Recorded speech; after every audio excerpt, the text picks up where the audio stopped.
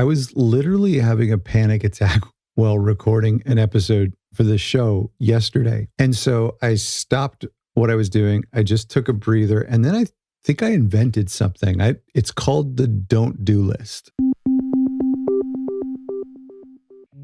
Hello and welcome to a new episode of Other Record Labels. I'm your host, Scott Orr, where we talk about the art and culture of running an independent record label. I have a very special episode for you, and I hope that it helps you because it certainly has helped me.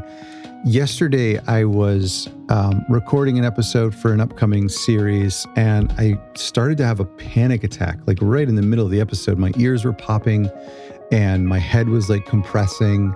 And I had to hit pause. You might hear it like in the middle of the episode, but I hit pause and I just stuck my head out the window and I took a breather for a second. I took a moment after that to just kind of step away from what I was working on and just realize like everything that I had been working on and that I had planned to work on. And that was maybe causing me a little bit of overwhelm. And I was thinking about all the things that I had committed to, and I'd realized that I needed to cut some things. So I don't know when you're listening to this episode, and it's going to be a short episode, but I promise it's going to be super helpful. And it might just change your life. I'm hoping, because I think it's very important. But I don't know when you're listening to this episode, because some of our listeners, about a third of our listeners, listen every single week. And so for me right now, I'm heading into the summer, and I had planned to take the summer off, but I had pre-recording some episodes, and it ended up not really feeling like I'm taking the summer off. I ended up kind of almost working more in the summer, and I feel like that was bringing on some stress. So I don't know when you listen to this episode, but today's episode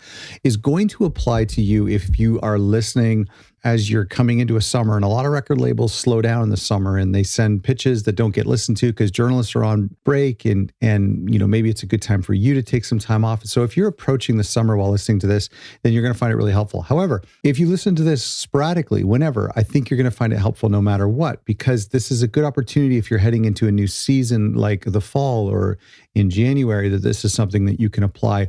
Or honestly, anytime that you're feeling overwhelmed and stressed, this is an episode for you to stop what you're doing, to reevaluate things, and to give yourself permission to stop doing certain things. And that's what we're going to talk about today.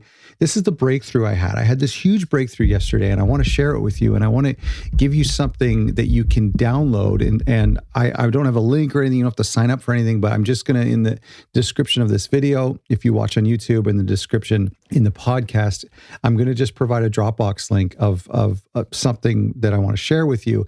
And basically what I've decided is I'm going to cut out some things of my schedule, not necessarily permanently. For me, there's some things that I'm just going to cut out for the summer. And again, this might apply to you if you are entering into the summer. And this apply to you if you've just decided to take a month off, or to take a couple weeks off, or to take 2 months off. But I've decided to cut some things out of my schedule. In fact, I started to list the things, and this is where the breakthrough happened.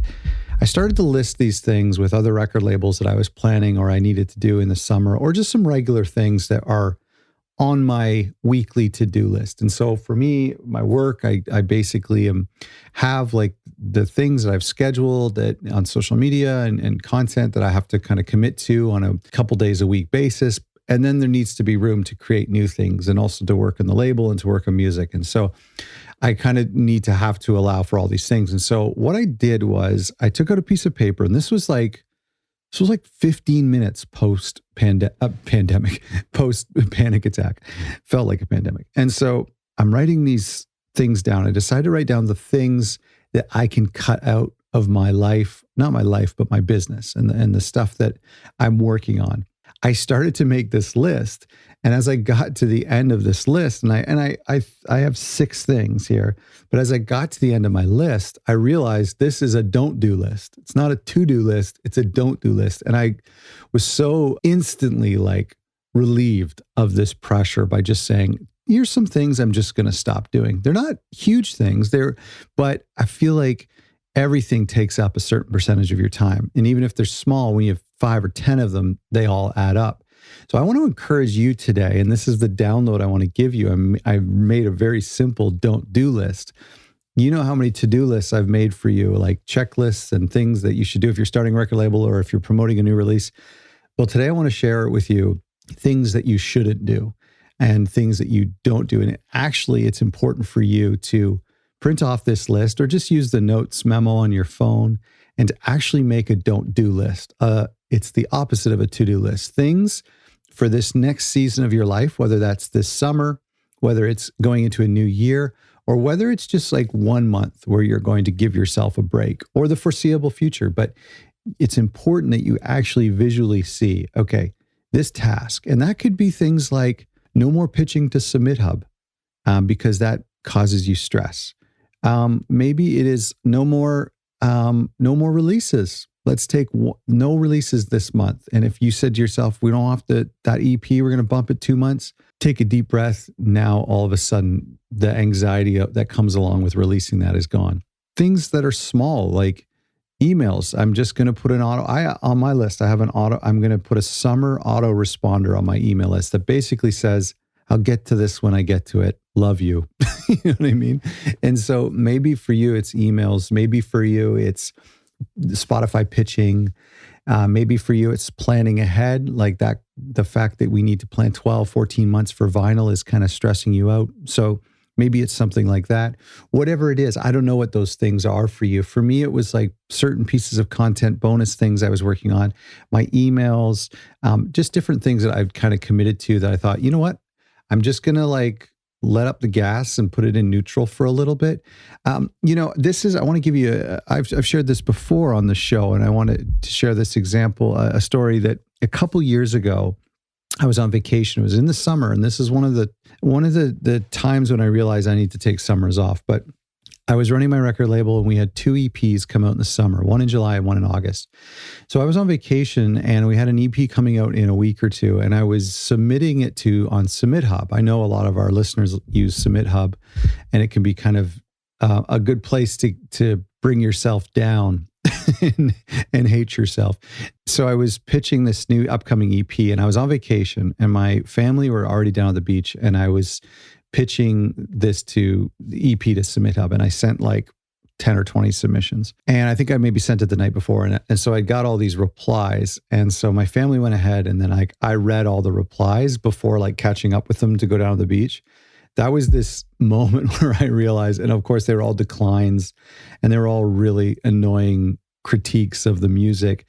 And, that's part of it. So I'm not going to say like, that's part of it. We all live through that. I get it. There are benefits to that. I use Submit Hub, and I pitch my music to people that gets ignored and declined. That's not something that you can really cut out of this business, but I decided to cut it out of the summer.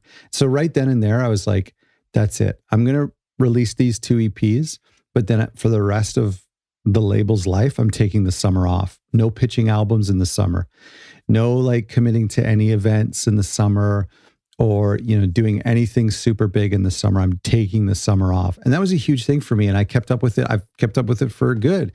I don't release anything significant in the summer just because I don't want to wreck the summer months and some of the vacations I have booked with getting declines from Submit Hub or working with an artist or disappointing an artist or that kind of stuff. I just try to take summers off. And having that rule is so freeing, because then an artist in the winter or spring be like, oh, can we release this in the summer? I say, sorry, it's the policy of the label is we're shut down in the summer. And so it's just kind of a nice thing. So that's an example for me.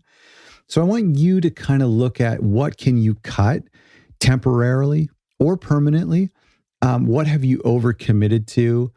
Maybe you aren't burnt out, but you could be proactive and say, listen, I need to take this one thing or these 2 things that are getting a little annoying and just put them on pause for a second. So really, I want to give you permission. I've given myself permission, and I want you to give yourself permission, at least for a month. And again, if you're listening to this in the summer, I love to do this in the summer. I've literally made a don't do list for this summer, things I'm not allowed to do that I would normally do for my record label or for my music career or for this podcast. These are things I'm not allowed to do this summer. And I want you to click the link and download this don't do list and make a list of things that you're not going to do this summer. Or if you're listening to this whenever, give yourself a month. And if you're approaching at the start of a new month, say, okay, you know what? In order to give myself a break, here's 5 things I'm not allowed to do. And if it means informing your business partner or your life partner or the artists on your label or the people that you work with, This is my don't do list. These are the things on my don't do list. Hopefully they understand, but it's really important that we do this. And then I think what's also really important is we look back and we say, wow, nobody died after that month of me not responding to emails instantly. Nobody died by me not posting to Instagram once a day or trying to figure out TikTok. You know what I mean? Nothing significant happened. We're still here. And I know that I have content that I preach about the importance of staying relevant on your web properties, on social media, and having a consistent schedule. I talk about all that. I talk about that all the time. The importance of being consistent and sticking with it and persistent even when it's not working. I know I talk about that, and I'm breaking that rule here with this don't do list. Short episode for you today. I hope you found it helpful. I hope you found it encouraging. You can download the list wherever the links are. Send me an email if this has been helpful for you, and I'll get back to you in a couple weeks or a couple months. Thanks for listening.